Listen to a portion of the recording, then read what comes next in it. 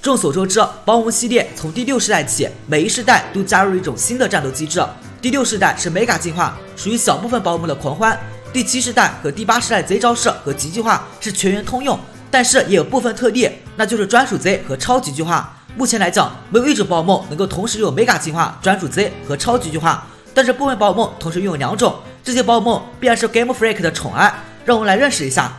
妙花，妙花同时拥有 Mega 进化和超级进化。Mega 进化后，妙花获得了一个 A 级特性厚脂肪，这个特性能够减少受到冰系和火系伤害。恰好妙花作为草系宝可梦，刚好有冰系和火系的弱点，这下减少了2个弱点，妙花一下子成为一个强烈的肉盾，配合寄生种子和光合作用，妙花能够轻而易举的参与兽队的联防和消耗，实在是恶心至极的一只宝可梦。超级进化的妙花超级巨技能是让对方陷入一个持续伤害的效果里，只要你不是草系宝可梦，接下来4回合每回合结束都会受到1/6的伤害。在极进化这种 HP 翻倍的环境中，这种固伤是非常重要的，破腰带给队友压血线都是极好的，因此妙花一直是个热门的宝可梦。可惜如此强大的 Mega 妙花在动画中成了爱男 Ace 喷的垫脚石，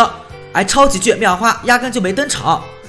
喷火龙被称为 GF 亲爹，那是因为它同时拥有2种 Mega 进化形态，全图鉴除它之外仅有超梦有这待遇，并且在剑阵早期阉割的图鉴的版本里，喷火龙是唯一一只在图鉴内的前代御三家，偏心到这等程度，可见喷火龙在宝可梦系列的地位。既然是 GF 亲爹，那喷火龙的几个形态强度毋庸置疑。Ace 喷大幅度强化了物攻，所以是擅长单打的龙武强化型。Y 喷擅长特攻，特性直接能够开擎天，直接把九尾踢出图鉴，自己当了擎天老大，属于单打双打兼秀类型。超级化喷火龙的超级化招式效果和妙花一样，但是喷火龙定位不同，喷火龙自身力度极高，双打中还解决了太阳力量和擎天无法共存的情况，直接队友风妖精开擎天，触发太阳之力的喷火龙直接超级化强力输出，就算能够击下一发喷火龙伤害，后续还有火海的固伤，基本能让喷火龙在极进化的3回合内彻底摧毁对方的有生力量。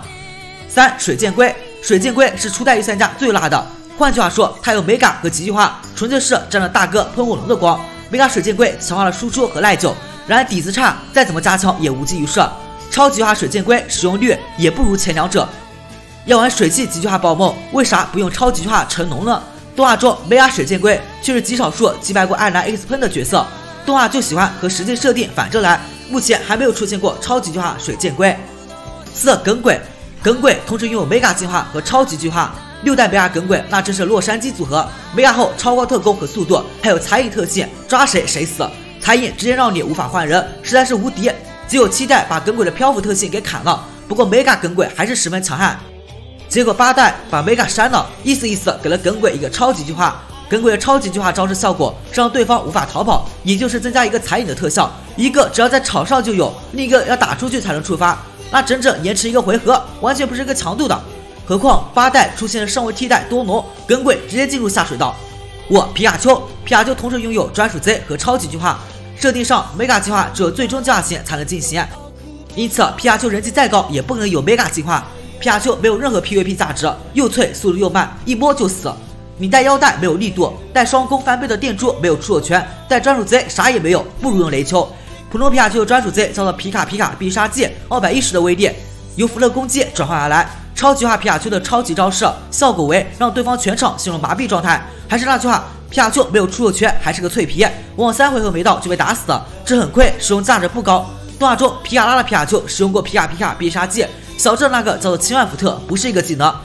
旅途动画小智皮卡丘受到极巨化能量影响，超级巨化过，但是皮神并不喜欢这个形态，因为动作会变得迟缓。6. 卡比兽同时有专属贼和超级巨化，专属贼叫做认真起来大暴击，由超级冲击转换而来，威力210，但卡比兽一般不带极招式，本身依靠复古强化力度就已经溢出了，不需要这个爆发。超级巨化的卡比兽技能有 50% 回收消耗掉的树果，这非常符合卡比兽的对战风格。动画中6月28集出现卡比兽贼，旅途5集出现超级化卡比兽，但都是路人。7. 伊布同时拥有专属贼和超级巨化，伊布专属贼效果为提升自己全属性2级，这个效果很不错，当然不是给伊布用的，贼招式用完接力给队友，让队友输出。伊布就是个工具人，不过起码能出场了。超级化的伊布就是纯粹卖萌的，超级化招式效果为让对方着迷这个效果仅仅是有概率停止行动，换下场就解除，你伊布又没有攻击性，完全就没有意义。动画中伊利巴使用过伊布贼，而超级化伊布至今没有登场，推测小春的伊布会进行超级化。以上就全部拥有2种系统的宝可梦了，有没有发现什么共同点？没错，这7只宝可梦全都是初代的。